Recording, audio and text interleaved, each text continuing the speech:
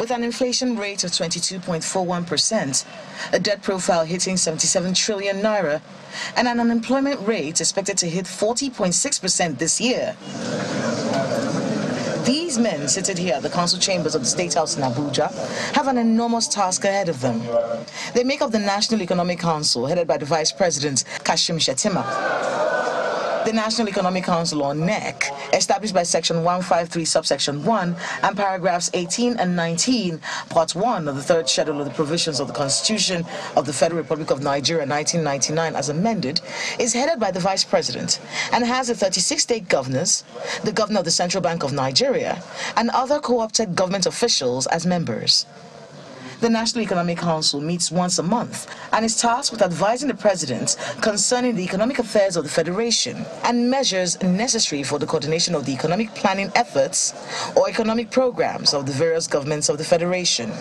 National Economic Council is hereby inaugurated.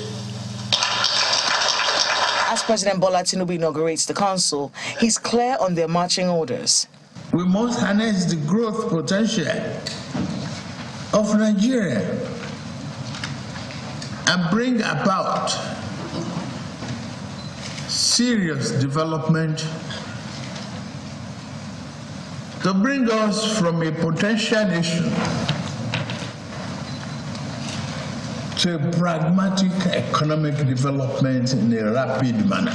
One of the main deliberations on the first NEC meeting is the issue of palliatives for Nigerians to cushion the impact of the removal of fuel subsidy, a decision that has been criticized by organized labor, who believe palliatives should have been in place before the subsidy removal.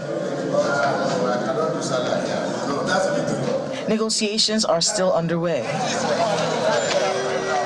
For the Nigerian, these are hard times. Transporters in Abuja's popular Utako Motor Park explain their ordeal. Going to Kano alone, vehicle will buy fuel of 60,000 naira.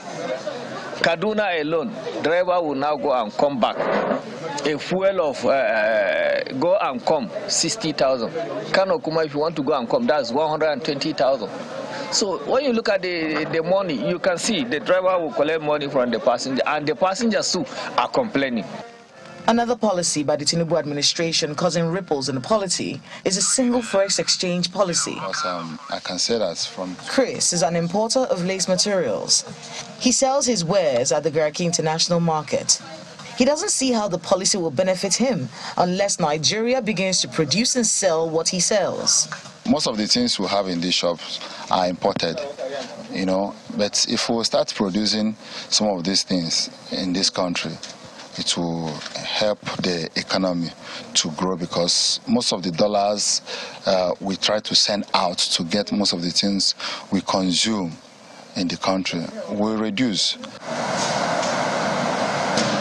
A financial expert, Chijoke Ikechukwu, is concerned about the non-inclusion of the private sector in the National Economic Council for a more balanced outlook of the state of the economy. Yeah.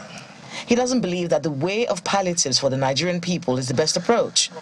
He believes the council should investigate revenue generation and target inflation triggers. What are those drivers of our inflation rate? What are those things that are making it to grow?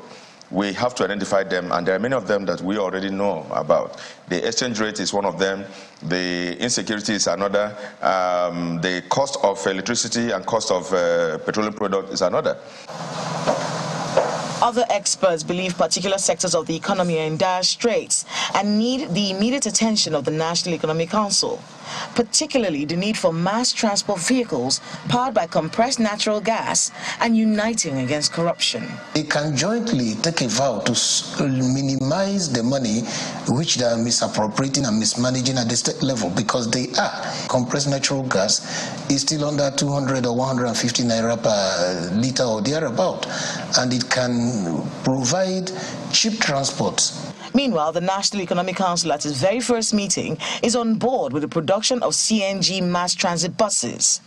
Council members also agreed that palliatives to cushion the impact of the fuel subsidy removal are necessary. They gave us a scenario recommending that there should be an adjustment, consequential adjustment, estimated at 702 billion to 919 million 8 naira. as part of the allowances that should be given as petroleum allowance to all workers, and as well as a 23 or to 45 billion monthly offer to cushion the effect to workers. What should these palliatives be? Will they be distributed fairly? Is the word palliative a trigger to the Nigerian who's been hearing about palliatives for years and never received any? In a few weeks, the National Economic Council will be clear on what direction they will be going in this regard.